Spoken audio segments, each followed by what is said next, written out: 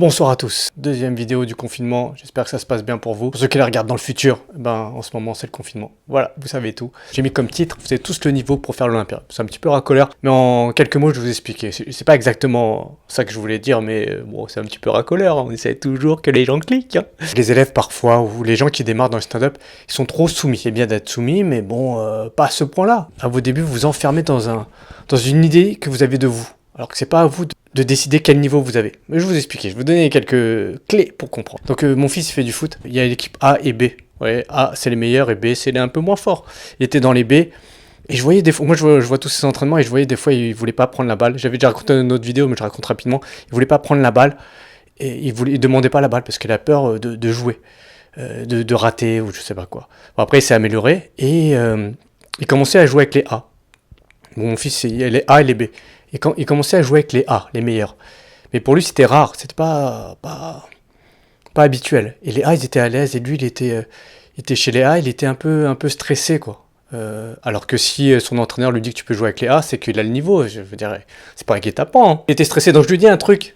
Donc si ça a marché sur lui, donc normalement ça va marcher sur vous. Hein. Oui, si ça marche sur lui, ça marche sur vous. Donc je vais raconter ce que j'avais vu sur une vidéo. Je vais vous mettre, c'est pas une vidéo, c'est un podcast ou un audio. Il parle du tennis. J'ai joué au tennis pendant longtemps. J'avais un bon petit revers à deux mains. Bon, voilà. Alors, je suis en train de me dévoiler un petit peu. Je joue au tennis et l'expression le petit bras. Qu'est-ce que c'est le petit bras? C'est quand tu t'es à la balle de match ou t'es dans le dernier jeu pour gagner. Tu commences à avoir un petit peu peur et tu déjoues. C'est-à-dire que des fautes que tu fais pas, tu les fais. Normalement, tu attaques la balle, là, tu attaques pas, donc tu fais petit bras. C'est-à-dire, tu as peur de gagner, plus ou moins, ça veut dire ça. Et que finalement, tu perds. Et dans l'audio, il explique ça, il explique que c'est quelque chose de psychologique. Voilà, il y a deux joueurs, par exemple, un joueur qui joue contre Nadal, il mène, il va gagner. Son cerveau commence à lui dire c'est pas normal. C'est pas normal de gagner. Et il commence à douter de lui-même. Et il commence à douter de lui-même. Comme il se dit, c'est pas normal, je suis en train de faire un truc pas normal, je suis pas à mon niveau, je devrais pas battre Nadal. Il commence à déjouer, à avoir peur, à moins attaquer, à moins jouer son vrai tennis. Alors que Nadal, ça lui arrive pas, parce que lui, c'est Nadal, il sait qu'il est fort, et quand il est dominé, il dit c'est pas normal, je vais me rebeller, et je vais gagner ce jeu, je vais me battre, je vais sauver cette balle de match, et je vais aller plus loin. Vous devez pas trouver ça anormal d'avoir des belles choses, vous devez pas trouver ça anormal de changer de catégorie, vous devez trouver ça normal, et même si vous l'avez pas encore, vous devez déjà, dans votre tête, vous mettre dans cet état. Donc ce que j'ai dit à mon fils, c'est quand il joue en B, c'est le groupe B, les un peu moins forts, il doit jouer comme si c'était un A. Et quand il les joue en A, il doit jouer comme si c'était un aspirant du PSG. Il doit s'upgrader, tu vois, c'est pas être prétentieux, mais il doit se dire qu'il mérite d'être là. Donc pour vous, pour le stand-up, quand vous jouez, vous devez dire vous méritez, même si vous jouez sur un plateau, il y a des humoristes un peu plus forts que vous, des fois vous vous sentez inférieur. Vous devez vous upgrader, dire vous méritez d'être là et vous pouvez faire une meilleure performance que les plus forts qui sont sur la scène. C'est pas parce qu'ils ont joué plus longtemps que vous, ça devrait être le cas.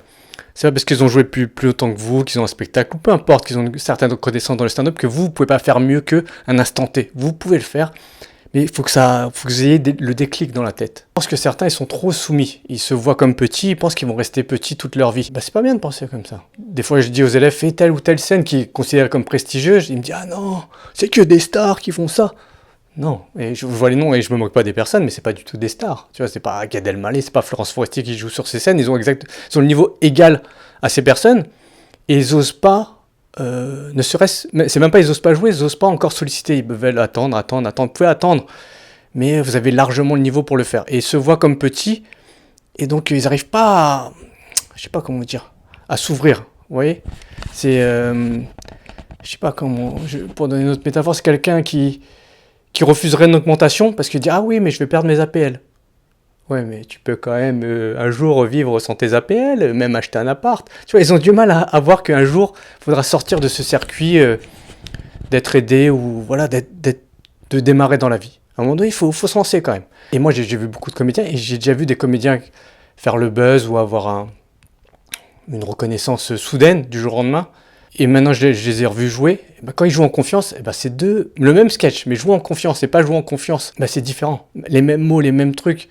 Mais quand tu as tu t'ouvres un petit peu, t'as plus confiance en toi, bah c'est pas la même chose. Les gens ils rentrent sur scène, ils rentrent comme ça, comme si on dirait ils rentrent dans un salon. Juste faut vous upgrader. Vous dire, quand vous jouez sur scène, vous méritez. Si on vous a appelé, si on vous a demandé de jouer, c'est que vous méritez. Vous envoyez une simple vidéo, ça se trouve ils vont aimer, pas aimer. Les gens fantasment que les autres ils font des passages de ouf, mais tout le monde rate. Des fois, les gens ils s'interdisent des choses et c'est complètement idiot. Je pense qu'ils pensent à côté de pas mal de belles choses. Des gens ils peuvent faire leur spectacle. Je vais vous mettre des liens où des gens ils ont démarré dans le stand-up en faisant directement leur spectacle. J'ai un élève qui n'était pas en cours quand il a fait ça, mais avant de venir en cours, il a déjà fait 1 million de vues sur YouTube sur un sketch de stand-up. Et c'était la deuxième fois de sa vie qu'il passait sur scène. Donc c'est faisable. C'était devant une grande salle. Il a fait 1 million de vues. Donc c'est possible. J'ai d'autres élèves. Un élève à qui je donnais des cours par Skype, je ne donne plus des cours par Skype, et ben, il a écrit ce sketch par Skype, et après il a tourné une vidéo rapidement dans une petite scène ouverte de sa région, il l'a envoyé, et il pouvait faire le Jamel Comedy Club. Peut-être la scène ouverte du Jamel Comedy Club, c'est sûr, mais bon, c'est déjà pas mal. Je veux dire, avec assez peu d'expérience, en ayant écrit un sketch à distance, il l'a écrit lui-même, hein, mais je l'ai aidé à structurer son sketch à distance, en l'ayant joué qu'une seule fois, en ayant une seule captation vidéo, il a réussi à faire la scène ouverte du Jamel Comedy Club. Je sais que c'est une scène pour les débutants, mais néanmoins, c'est déjà pas mal, c'est déjà cool. Et d'autres élèves qui ont, ils étaient là depuis un trimestre, ils avaient déjà fait une émission de télé. Ils avaient déjà fait un passage télé, donc c'est faisable. Mais les gens ils se mettent trop des barrières dans la tête en disant, moi, je vais faire petit à petit. Mais c'est pas une bonne façon de penser. Quand vous allez prendre de la confiance en vous, eh ben, votre passage il va changer. Vous allez rentrer dans une autre dimension. Vous fantasmez sur les gens, ils sont marrants, pas marrants. Des fois, je vois, ils mettent guest. Il y a des plateaux, ils mettent un tel, c'est un guest. Supposé. Dans l'imaginaire, je pense, quand vous écrivez ça, vous supposez ils vont être plus mis en avant que vous. Ils vont être plus marrants que vous. Je ne sais pas si c'est ce que vous croyez, mais en lisant, moi, c'est comme ça que je l'interprète. Bah, c'est pas toujours le cas. Si quelqu'un qui est plus expérimenté que vous ne joue pas ses meilleurs sketchs, il ne sera pas meilleur que vous qui vous donnez à fond. Et de deux, pour le grand public, le très grand public, je vais pas dire des noms, bien sûr, mais entre un inconnu 1 et un inconnu B qui a un spectacle ou qui a fait 2-3 passages télé, pour le grand public, visuellement, il n'y a pas de différence. Il ne sait pas qui a fait un passage télé, il ne sait pas qui est un peu connu sur Internet. Il ne le voit pas, il ne le sait pas. Donc, en mettant ça, en disant, lui, c'est les débutants, lui, c'est les guests, je trouve ça... Moi, je ne ferais pas ça, hein, mais vous pouvez le faire. Hein. Ça vous soumet un peu, déjà par écrit. C'est que par écrit, vous soumettez, fait moi, je ne mérite pas d'être un guest, toi, tu mérites parce que tu as fait tel truc. Mais sauf que c'est la vérité de la scène. C'est qu'un instant T, tu vois. C'est que vous jouez 1 heure, vous pouvez faire mieux qu'un passage de Gad Elmaleh qui teste. Je prends vraiment l'opposé. Peut-être pas Gad Elmaleh parce qu'il est vraiment connu et que les gens vont être heureux de le voir, mais vous pouvez faire mieux que, je vais pas dire de nom, d'autres humoristes qui jouent dans des grands théâtres. Faut pas vous soumettre par papier, parce que déjà, quand vous soumettez par papier, en disant oui, moi je suis juste un mec qui teste des trucs, et là, voilà, eux c'est les stars, bah, quelque part, vous considérez c'est pas vous la star de la soirée. Et ben ça peut être vous la star de la soirée, on sait pas. Hein, faut se battre un peu. Casser tous ces trucs-là, essayez de prendre confiance en vous et de dire que vous pouvez faire mieux que les autres, et il faut que vous autorisiez à faire mieux que les autres. Voilà. Je sais pas si c'est bien clair, mais pour moi c'est clair en tout cas. Un élève, peu importe qui, il essayait de jouer, faire des scènes ouvertes, et c'était déjà bien ce qu'il faisait. Hein. Ça a été marrant et tout. Mais il avait pas du mal. Il jouait, mais il galérait un petit peu. Et après, il a fait un passage télé qu'il a obtenu vraiment en quelques mois. Quoi. En quelques mois, on lui a dit fait un passage télé connu, dans une émission assez connue.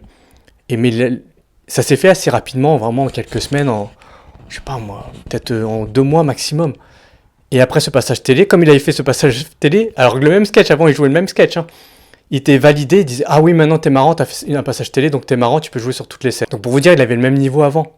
Mais comme il a été validé pour un passage télé, eh ben les gens ils ont dit « Ah bah maintenant t'es marrant. » Vous voyez, son niveau n'a pas changé. Faut que vous preniez confiance en vous. Votre niveau n'est pas moins bien que ceux qui jouent sur des grandes scènes, c'est dans votre imaginaire. Il sera moins bien si vous pensez que vous ne méritez pas de jouer sur ces scènes-là.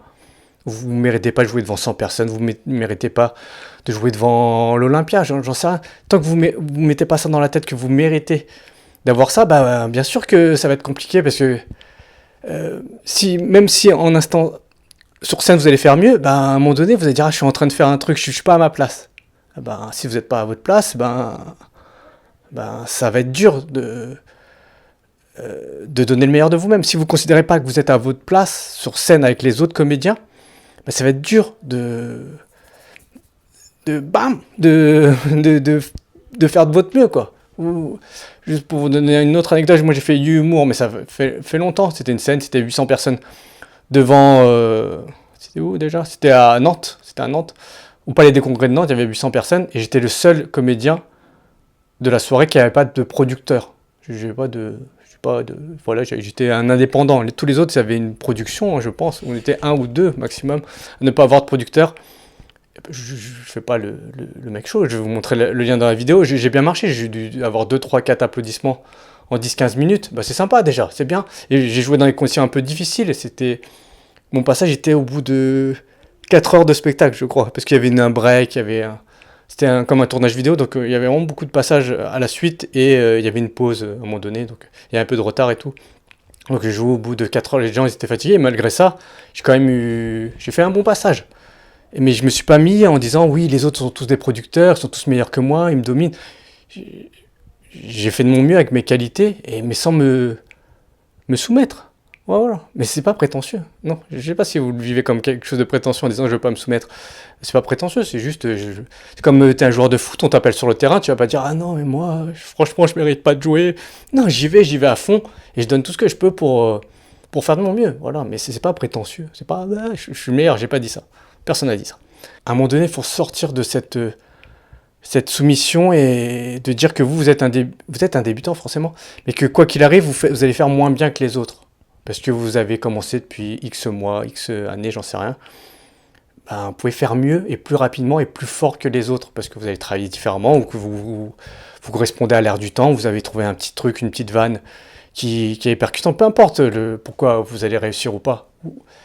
Mais vous arriviez à sortir du fait de dire je suis pas à ma place. Vous êtes à votre place. Et voilà. Et dernière chose, le stand-up, c'est que des listes. C'est une liste. C'est-à-dire vous devez. Je vais pas rentrer dans les détails. Hein, je connais pas tous les secrets des trucs, mais je pense que des fois le point virgule fait l'Olympia. Je sais pas comment ça se passe du tout, mais c'est-à-dire que les gens, le point virgule fait de temps en temps jouer à l'Olympia. Je pense que c'est juste une liste. C'est pas un vote du public. Ça doit être 1 ou 2 ou 3. J'en sais rien combien de personnes décident qui va jouer à l'Olympia. Mais c'est pas. Je sais pas comment dire. La personne ou les personnes qui choisissent ne demandent pas l'avis au public, ne demandent pas l'avis à tous les gens qui font du stand-up. Il n'y a pas une recherche internationale de qui est les meilleurs humoristes qui doivent aller jouer à l'Olympia. La personne ou les personnes qui choisissent, ils mettent des noms sur une liste, ils les appellent et disent bah venez jouer. Que vous soyez aimé ou pas aimé par les autres, ça ne changera rien. Vous faites une proposition et après les gens ils acceptent de vous prendre ou pas. Donc vous devez un petit peu accepter parfois de grandir. Des fois vous n'acceptez pas de grandir, vous voulez juste rester dans ce que vous savez faire et vous avez peur de la suite. Vous avez peur de dire ah oui mais si je rate et tout. Si vous n'arrivez pas à vous hacker votre cerveau, à vous forcer à accepter ça, et ben ça va être dur parce que vous allez jamais vous retrouver à votre place et vous allez faire que descendre. Vous allez faire que des petites scènes où vous êtes à l'aise, c'est sûr. Vous allez dire je mérite de faire des petites scènes. Tout le monde mérite. Hein. Mais voilà, vous méritez aussi de faire des scènes un peu plus sympas, où il y a du monde, faire des passages télé. Vous pouvez en faire même si vous avez peu ou pas d'expérience. Ça ne veut pas dire que ça va pas être bien. Vous voyez ? Essayez de travailler sur ça. Ok ? J'espère que vous avez aimé cette vidéo, vous allez mettre un petit pouce sur la vidéo et vous abonner à ma chaîne YouTube. C'est important pour moi, d'accord? C'est important pour moi, faites-le, ok? Allez, à très bientôt, passez un bon confinement, je sais pas si ça se dit, et à très bientôt. Bye, ciao!